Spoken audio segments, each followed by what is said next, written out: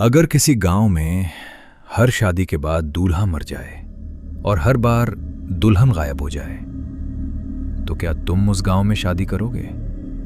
ये कहानी है चंदनपुर गांव की, जहां शादियां होती हैं लेकिन सुहाग रात कभी पूरी नहीं होती।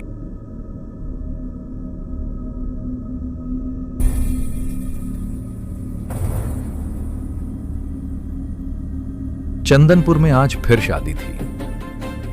ढोल बज रहे थे, लोग नाच रहे थे, लेकिन हर मुस्कान के पीछे डर छिपा था। दुल्हन का नाम था अनाया। लाल जोड़ा, माथे पर भारी गहने और चेहरे पर अजीब सी खामोशी। वो हंस नहीं रही थी, बोल नहीं रही थी, बस चुपचाप सब कुछ देख रही थी। दूल्हा था विक्रम, शहर से आया हुआ, गांव की बातों पर यकीन न करने वाला। विक्रम ने अपनी मां से कहा, मां, लोग बेवजह डर फैलाते हैं, ये सब पुरानी कहानियां हैं।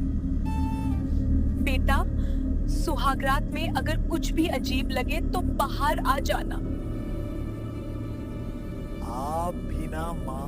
रात हो गई। ससुराल का सजा हुआ घर धीरे धीरे खामोशी में डूब गया। ढोल की आवाज थम चुकी थी, हंसी अब याद बन चुकी थी। अब सुनाई दे रही थी सिर्फ घड़ी की टिक टिक और दूर कहीं कुत्तों के रोने की आवाज। अनाया कमरे में चुपचाप बैठी थी।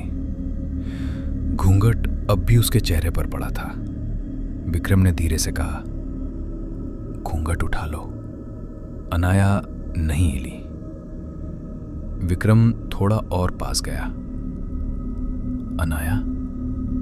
उसी पल दिए की लौ अचानक बुझ गई।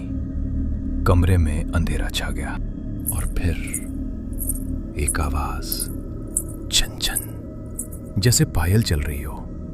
विक्रम घबरा गया। कौन है? अनाया ने धीमी भारी आवाज में कहा, दरवाजा बंद कर दो। विक्रम ने देखा, दरवाजा अपने आप धीरे धीरे बंद हो रहा था। धड़ाम। विक्रम की सांसें तेज हो गईं। उसने टॉर्च चलाई। अनाया अब खड़ी थी, लेकिन उसके पैर जमीन को छू नहीं रहे थे। विक्रम पीछे हटा। ये क्या है? अनाया ने धीरे से अपना घूंघट उठाया। चेहरा आधा जला हुआ, आंखें लाल। आवाज गूंजी, ये शादी नहीं थी, ये सजा थी। विक्रम चीख पड़ा, लेकिन कमरे की दीवारें जैसे उसकी आवाज निगल गई हों। जोर की आवाज आई, आह! फिर पूरी तरह खामोशी। रात यूं ही गुजर गई, न कोई आवाज, न कोई हलचल। सुबह हुई। दूल्हे के कमरे से विक्रम बाहर नहीं आया। दरवाजा खटखटाया गया, कोई जवाब नहीं। फिर दरवाजा खोला गया। विक्रम बिस्तर पर पड़ा था, मरा हुआ।